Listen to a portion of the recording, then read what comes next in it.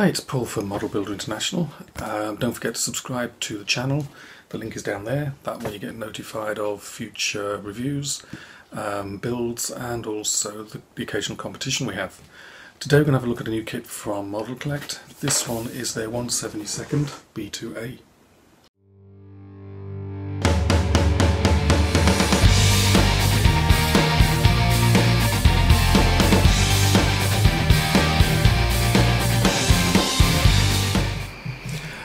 I'm not going to say too much about the B2 since there's loads of information out there. I've put a link on the website if you want to read more information about it. There's a huge Wikipedia article there. All I'll say is there's 20 of them in service. I was quite surprised to realise they've actually been in service for 20 years and they're expected to remain in service for at least another 20 years. They're very distinctive looking, as you can see. So let's have a look at the kit and the instructions. Okay, so let's have a look inside the box and see what we get. This is obviously the B-2A 1/72 scale from Modelcollect. Oh, handy thing here, the length is 300mm, width is 728mm, so that's what, 12 inches. That's pretty wide, that's getting on for 2.5 feet. 72mm high. Looks like the graphics, the decals are by 2 bobs by the looks of it. Some pictures on the side and some information. Same on that side. Colours seem to be called out. I'll turn it around so I can read it. Colours are called out here. Federal Standard, Testers, Humble, Mr. Colour, Extra Acrylics and Mr. Paint. It looks like we have three different decal sets, 3 different times. Same aircraft, but different times by the looks of it. So let's see what we get in here.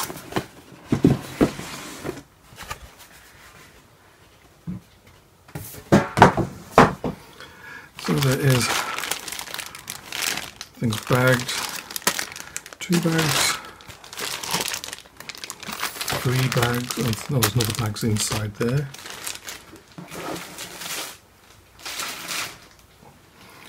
We got foam, we have a decal sheet, that's neat, pre-paint coloured photo etch, clear parts. And then inside here we have more foam. Let's see how this all comes apart. It's the centre part of the body. So it obviously fits together like that. I'm looking at these, it's recessed panel lines.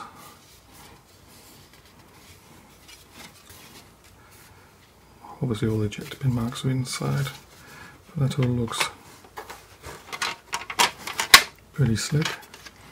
Underneath again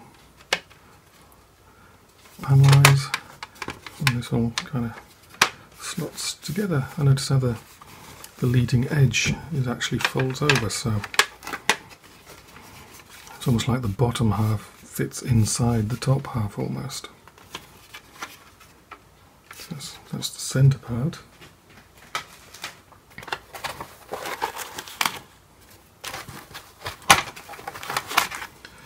Then we have the wings.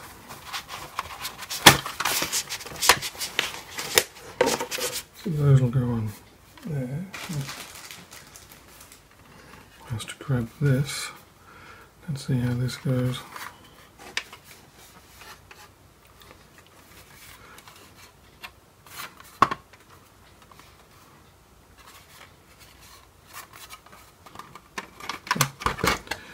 Not sure if this is right the way around, but we're going to end up with, that's going to slot on there. So there's your width. It's going to be quite big. And again, recessed panel lines. Looks like the underneath slots inside the top part of the wing there. All sorts of slots here to hold things together. So yeah, it's nice that these These things are literally fit inside one another. Just move those, and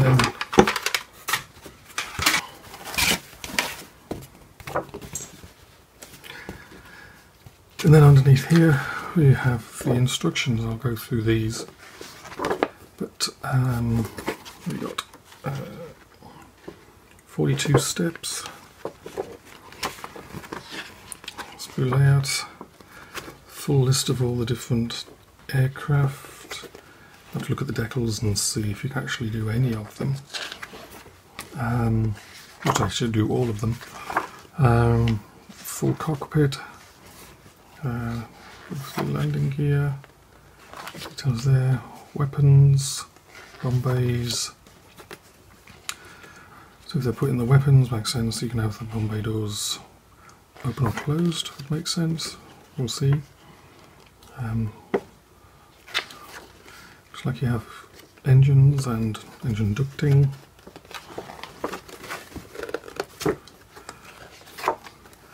Then the wings go on last. Painting's pretty straightforward. Seems to be mostly one colour. Then the decals go on. That's it. And then got 3 decals, 3 different aircraft here, 66, 68 and 71. So it all looks pretty neat. Let's just have a look at the there. Looking at the decal sheet here, Spirit of Mississippi, Spirit of New York, Spirit of America. So basically there's 3 there. So what I'll do is I'll quickly open up the sprues and the sprue bags, and we'll have a quick look at those sprues. Okay, so look at this. This is sprue C. You'll see some internal detail there. Attachment points seem pretty small out the way. There's some, it's like some, inside detail here. Not sure if it's bomb bay or cockpit, but there's engraving on everything. That's good. This is obviously more inside stuff. This is sprue B.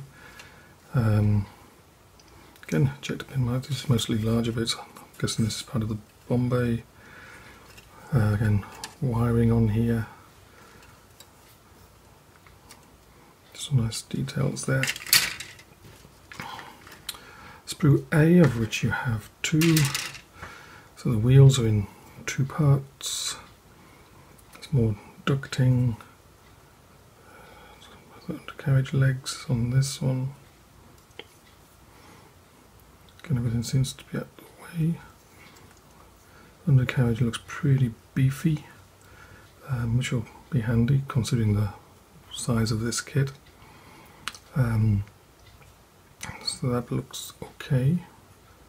Glad the undercarriage is looking pretty strong. Then we get 2 of sprue, what is this? Sprue F, which are bombs. And then the last one is, so what's this? Sprue D. Again, more, this is external parts, elevators, engine covers, and so on. Some recessed panel lines, pretty fine. Can't really feel them under my thumb there. I'll have to put a nail on it to feel them. So ejector pin marks are all the way. Attachment points seem pretty good. Shouldn't be a problem. So what I'll do is I'll take some close-up photographs of everything. Those will be on the website. In fact, there'll be more photos on the website than you see in the rest of this video. What we'll do is we'll there's 40 odd steps of the build, so I'll just choose some of the steps, the key steps, and go through what happens in those and the parts associated with them, and yeah, and go have a close-up look at some of the parts. So, but all in all, looks pretty neat. It's going to be quite a big kit. The undercarriage is nice and beefy, not so recessed panel lines on the outside. Looks like a complete bomb bay, so looks pretty good. The instructions start out with a bit of background, and it also lists the 21 aircraft and their serial numbers and their names. One of which was crashed in 2008, so there's 20 still flying. Then we go into the sprue layout diagrams. We've got 7 sprues of 279 parts, 6 large parts as well, that's the wings and fuselage, 1 clear part, a P fret of 5 parts for the cockpit, and you also get the decal sheet with 3 options as well. The history of this aircraft in plastic, basically the only other real kit of this aircraft is from testers from 1991. From what I read, it has issues with fit and accuracy and detail, so you'll need to invest a bit of time and effort to get something that's reasonable. You might also see another 2 kits of what are called stealth bombers, but basically they're not even close to the real thing. I think one looks right at the front, but the back end is completely wrong, and the other one is just more like science fiction than a stealth bomber. And then it moves into the cockpit. As you can see, the diagrams are all nice and big. There's not much happening in each of these steps. The cockpit is built from about 20 parts. I notice there's no seat belts on the ejector seats. Not sure how much of that will be visible once the kit is built. There's not going to be much light in there. You need to notice there's no seat belts, you'd need a torch and a magnifying glass, but you can easily replicate that with just a couple of pieces of tape. That'll do for in here. And obviously the photo etch parts go in here as well. The next section has you putting together the main undercarriage legs and the undercarriage bays. The legs themselves are pretty chunky, pretty substantial pieces of plastic, which is a good thing since the aircraft is actually going to end up quite heavy. I'm sure somebody's going to come out with some metal replacements for these at some point, but they look quite nicely detailed. The next section in the build is building the weapons bay. There's a lot of parts go into the weapons bay. There's not much visible externally on the aircraft, so most of the detail is actually inside. You get a full set of bombs, looks like the rotary dispensers, and the internals to the bomb bays as well. As I said, there's quite a lot of parts going in here and a fair bit of detail. The next part is building basically the crew access ladder and the entryway. This was completely missing from the original tester's kit, but again you'd have to hold the model upside down and get a torch out to actually see inside and see the detail. You had the cockpit at this stage as well, and you also had the bypass doors to the top of the engine intakes. Those again were missing. If you're doing the aircraft as with the engines running on the ground, those bypass doors should be open and you can mount them that way. You also have the refueling panel. You either put that closed or you can put that in the open position as well if you wanted to display the aircraft being refueled in the air. The next steps deal with putting the engines and the ducting together. There's a bit of detail on the outside of the engines, a bit of detail on the turbine blades. I'm really not sure if you'll actually be able to see much of that, but some simple painting and highlighting would be good enough if it's possible to see it all. And then the ducting fits inside one half of the fuselage, the top half. Then you put the 2 fuselage halves together. Don't forget you've got to put 50 grams of weight into the nose. That's a fair amount. Usually you end up with sort of just 5 grams will do things, but this one needs 50 grams, about 2 ounces. Hence the reason also you need the undercarriage to be as the undercarriage to be. The next major chunk is the undercarriage. Each wheel is made of 3 parts, the hub and 2 halves.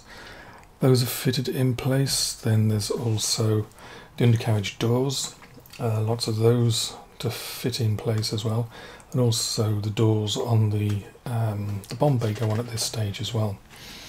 Nose wheel goes on as well, another pretty solid piece of plastic, which will be needed since there's 50 grams of nose weight just above it. Those will go in place, and the nose doors as well. The last part of the build is putting the wings together. You can fit the air brakes open or closed.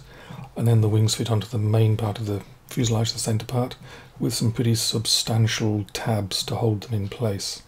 And there you are, and that's you finished. I noticed that paint is not called out during the build, not even on the cockpit part. It's going to be black, probably. You can have a look online, and I think there's photographs of the cockpit out there, obviously not close-ups, but there's enough there to know how to paint it. The exterior of the aircraft is grey. The interior of the bomb bay and the undercarriage doors are white, so basically there's just two colours used really. And those are called out by FS number testers: Humbrol, Mr. Colour, Extra Acrylics and Mr. Paint. So the exterior painting should be pretty straightforward, but if you want to do shading and things to make it stand out a little more, that would be good. There's also some quite fine panel lines on there as well that you may want to put a wash down just to give a bit of difference on the external sort of surfaces of the aircraft to just make it not so bland. Then you've got the decals, which I think designed by Two Bobs but printed by Cartograph. You have 3 aircraft you can do. Obviously all the same painting scheme. Spirit of America, Spirit of New York and Spirit of Mississippi. And once you've got those on, that should be you done.